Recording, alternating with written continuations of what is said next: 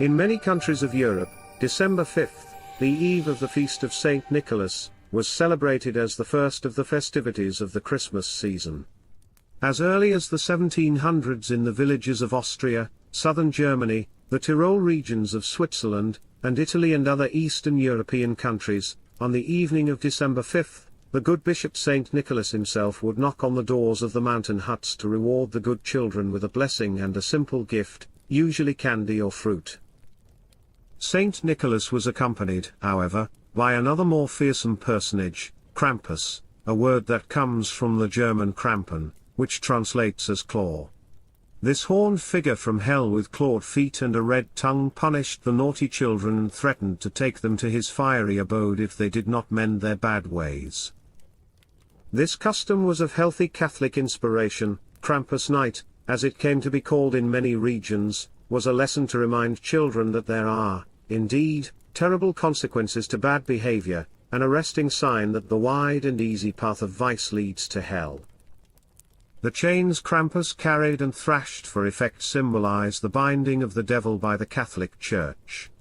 The cowbells he used to wear or carry reminded the children that this Krampus devil they saw was bound by the Church, who has power over the devil and protects the children with her blessing. But, they should be aware that if they did not behave well they would go to hell, where the devil inflicts every kind of suffering on his victims.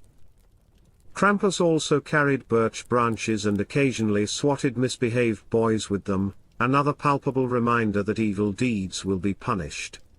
Sometimes Krampus appeared with a sack or washtub strapped to his back to cart off the particularly bad children to drown with him back to hell.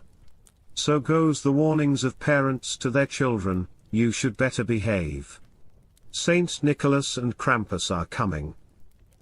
The good angel at the side of Saint Nicholas, however, often would intercede for the miscreant, and the furious Krampus was forced to leave, rattling his chains and grumbling over his empty bag. The Krampus costumes were homemade with as many varieties as there are regions. In the Tyrol, for example, there was a breed of Krampus that would appear in a voluminous straw suit. In other places the Krampus costume was fashioned from the horns and pelts of mountain goats or sheep.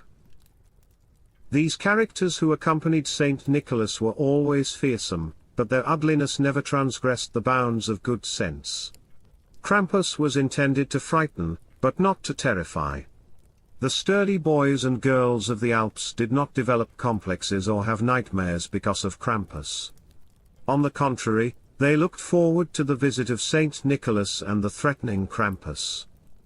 Of course, the central figure of the festivity was Saint Nicholas, accompanied by several good angels who carried the treats. Krampus, albeit colorful and popular, was the secondary figure, representing the devil conquered by the saint and the Holy Church, a reminder to young and old that we must also conquer the devil and vice to merit our place in heaven. Throughout Eastern and Western Europe, the kindly Saint Nicholas was linked with a bad counterpart who punishes. In northern Germany, he is known as Nechtruprecht, a sooty companion in black rags who goes down chimneys and leaves twigs or rods for bad children. In the Czech Republic, he is called Surt, literally a devil who looks like an goat with a foot-long scarlet tongue and the face and hands of man. In parts of Bavaria, Krampus appears in a voluminous straw suit, and is called the Buttmundel. In Luxembourg he is Hausker, and other parts of the Low Countries we find Zwart Piet, Black Peter. Rubbels is his name in German-speaking Lorraine, Handstrap in Alsace, and Le Père Fouettard in northern and eastern France. The names and costumes abound, but the role is always the same.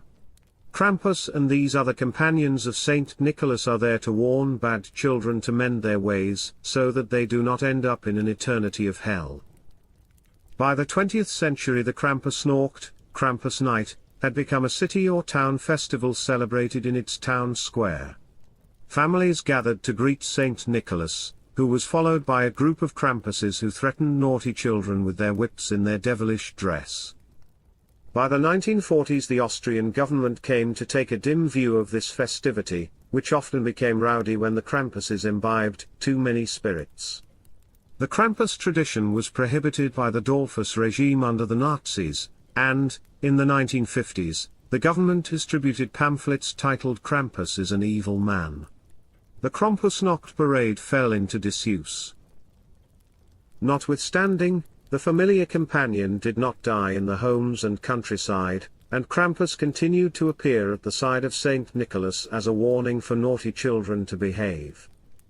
Toward the end of the century, a popular resurgence of Krampus celebrations occurred in Europe and continues today, even making their way into the United States. The modern Krampusnacht, however, has taken a new turn. First, the Krampus societies that have cropped up across Europe and in the United States emphasize the festival as a pagan pre-Catholic tradition. The aim is not to highlight Saint Nicholas, but to emphasize the monster creatures. Krampus Night has become part of a growing movement of anti-Christmas celebrations, backed by pagan and Wicca groups, especially in North America. You can find books about the dark side of Christmas written by witches and warlocks that trumpet Krampus as the devil of Christmas to replace Saint Nicholas and Santa.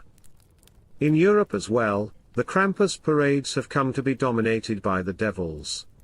Saint Nicholas makes a brief appearance, but hordes of horrendous devils in elaborate costumes make the traditional Krampus in his homemade gear appear almost gentle by comparison. The music also has changed accordingly. Christmas carols are replaced by a gyrating hard rock. The music of hell drives the parades. This is not a parade of Saint Nicholas, as originally intended, to show the triumph of good over evil. Rather, it is a parade of Krampus demons, demonstrating the modern-day fascination with the demonic and horrendous. Some children who are carted away by the Krampuses will later re-emerge, triumphantly dressed as a creature of hell. Such children, immunized against demons and monsters by constant contact with them on video games and television, no longer fear the devil but have become co-natural with them. The good Catholic custom is being transformed into a pagan celebration of the devil. These new Krampus night parades do not offer good lessons or provide a wholesome environment for either children or adults. Quite the opposite.